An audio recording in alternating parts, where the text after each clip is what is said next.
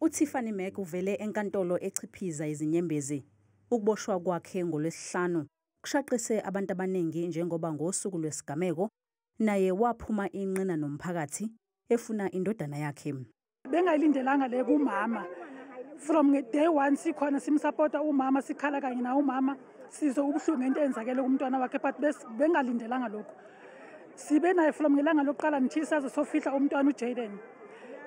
Okungizisa ubuhlungu kakhulu ukuthi umama kumele kube wona oprotect abantwana not ukuthi kube umama obanesandla emntwaneni wakho.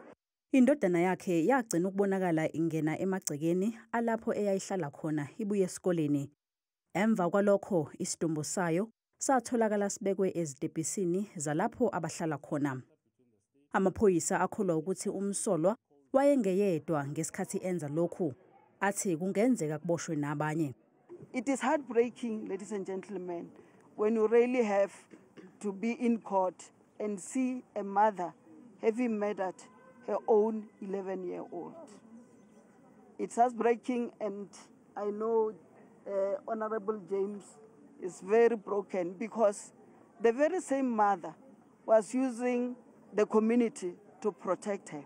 Umsolwa ubhekene necala lokubulala, ukuphazamisa ukusebenza komthetho nokudicilela phansi isithunzi somuntu.